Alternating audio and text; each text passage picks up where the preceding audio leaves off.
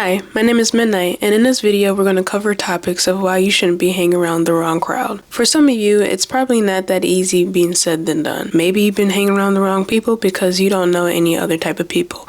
And I'm here to say that I have also experienced a lot of these things. So let's get into the topic of why you shouldn't be hanging around the wrong people in the first place. Some of the main reasons why you may be hanging around the wrong crowd is because they might be your childhood friend. I know for experience it can be really hard to let go of those childhood friends that you grew up with. And I know from my experience, I had really bad friends. And when I mean friends, I mean people that I thought were my friends. When I knew in actuality, those people weren't my friends because I really didn't resonate with them. I was only bonding with them out of trauma. So you might be encountering with childhood friends, or it might be your family. Sometimes your family can be a pretty bad crowd. Sometimes you might even be lonely. Being lonely was one of my main reasons why I held on to those very bad bonded people. For me personally, it was childhood friends. I held on to a lot of my childhood friends that I thought were my friends because I didn't know anything else. Sometimes for you, it might be because you're lonely. Maybe because you don't have any friends to begin with, so you latch on to those people because you don't know how to socialize out of those people that you've already met. Maybe they are family. Maybe they are friends of a friend, and you just can't tell your friend that you don't want to hang around those people anymore. So wait, I want you to stop, and I want you to think, do these people add value to my life? Or do these people take away? You can't appreciate the things that they provide for others or for yourself, or that they add to situations, or do they take away from situations? Are these people very negative in the point where they are bullying people? I could tell that I didn't want to hang around those people or that friend group is because they started to bully people. And I've been bullied all my life, and I was okay with being bullied myself because I felt like that's the only connection that I had to have a value as a friend until I was shown otherwise. And I'm here to tell you otherwise. Those people, you shouldn't be hanging around them because you don't want to turn into those people. So the main reasons why you may be bonded to these people is because they might be family, friends, or associates. And sometimes they might be the only experience of friendship that you may know, or you feel pressured in a way that you have to socialize with them. From my experience, I was in a younger stage in life where I was in middle school. So I felt pressured that I have to be in a friend group or I have to be in a clique in order to be accepted by everybody else, or that school cliche of these are all these mini cliques and this is what value that they bring to the school, when in actuality they don't bring any value. You just look really dumb and stupid. So wait, I want you to stop, and I want you to think, do these people add value to my life, or do these people take away? Do these people be a respectable image for me, or do they take away my image? You want to value both of these things because this is who people present to you, and they understand who you are as a person. If you see somebody with their group of friends and their group of friends are idiots, you're also going to think that that one person is also an idiot too. They're not going to separate that connection. They're going to think of you as a whole. So I want you to have a good image, and I want you to have a good life and good bonding sessions with other people, besides getting your friend group in the way of you not experiencing those experiences. So let's acknowledge the fact that, okay, these people are really bad, right? What mess, what toxicity, what nasty thoughts, patterns, or habits have I picked up from being around this friend group? Is it talking nasty to people? Is it bullying people? Is it hurting people?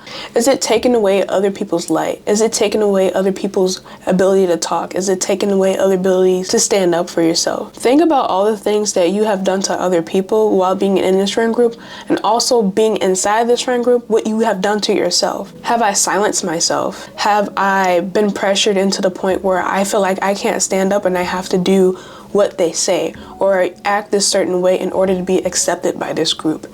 You shouldn't be doing anything to be accepted by anybody. You should just come as yourself. After that, you get a chance to acknowledge all the, bullshit that has came along with you hanging around these group of people. You're going to start to go into your own isolation, and you're going to start finding your own solitude away from these people because you have to recreate and rebuild yourself.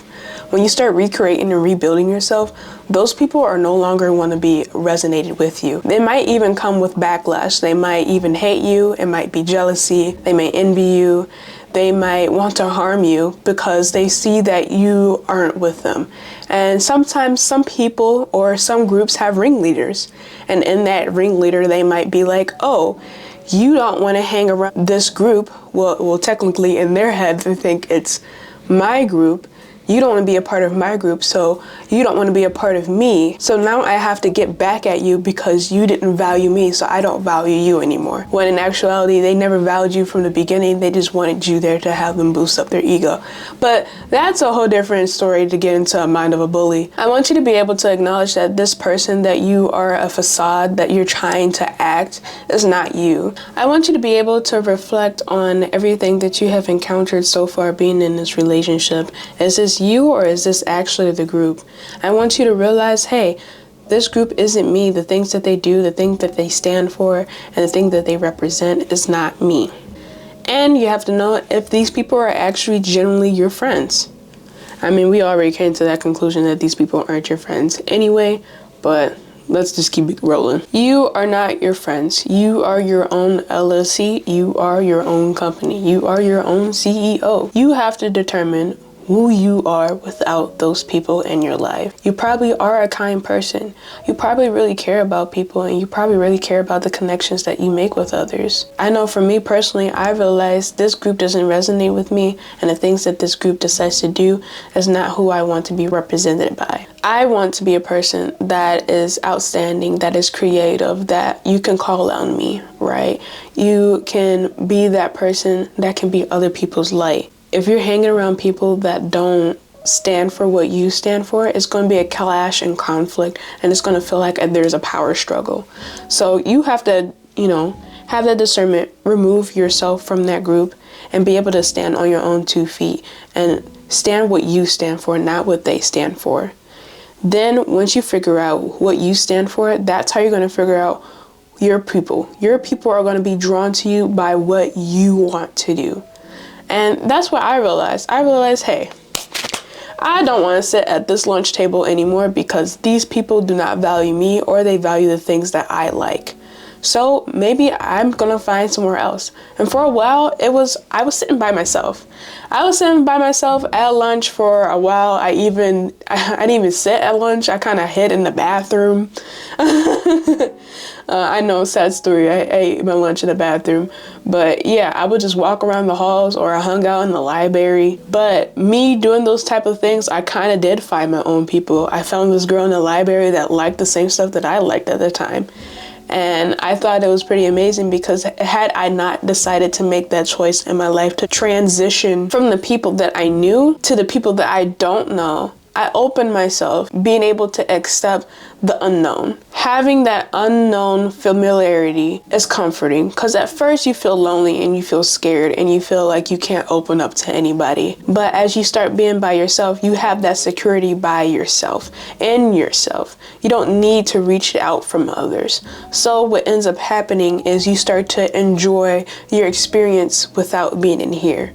The whole goal is not to be in here. You have to be out here and see and look and observe. After I moved on from hanging around those friends, I realized so many things about myself. I went through so many trials and tribulations of understanding what my type of group of people are. And sometimes you might not even have a group of people that you really resonate to call your friends until you get established later on in life. And I know for me, I didn't really resonate with a lot of people, but I did. I liked a little interest in people, so then they became my associates. But over time, those associates can become friends. And it's not like you're going to be alone forever. Majority of our life is being alone with ourselves. So why not make it a good experience? I don't need someone sitting next to me to put those thoughts in my head that I already feel insecure about. It is only up to you to decide who you want to surround yourself with, and it's very... No. There's a lot of things that I wish that I realized sooner, that I wish I knew when it came to discerning whether or not if I should have stayed with a group of people out of familiarity or out of being lonely, because I didn't know anything else. And I want you to be able to have that discernment from now on after watching this video. Are these people good for me? What can I do better about myself? And then what can I learn so that I can find better for myself? That is very important if you want to develop your relations with other people that you find in the future, so that you don't carry that trauma along and pass it on to those people that you do meet that's new. And if you haven't met anybody yet that you feel like you resonate with, that's a completely okay, because it took me a while. I'm 22 and I still don't have any friends, but I do have associates that I do get along with and that I do share links and interests with, but it does take time to build that bond that I really am in love with. Having that friendship and bond that I've always dreamed of or desired, but it takes time to build those type of connections. If you build those connections right away, then that's probably good for you, but majority of the time it's probably out of desperation and it's not a real genuine like relationship. So yeah, I don't know. You guys comment and let me know any things that you guys have experienced in like your past life. Not your past life. Or you know what, if you do experience anything in your past life, I would definitely love to, know that in the comments. But tell me about your experience with friendships or being around the wrong group of people and how that rubbed off on you, or how did you handle that situation? This could be very helpful for the people that are watching this video. Maybe you have intel that I may not have thought of in this video that you can share on here. And I want this to be an open platform and that this be a learning center. So, with all that being said, you, my friend, have a friend in me. All right, bye guys.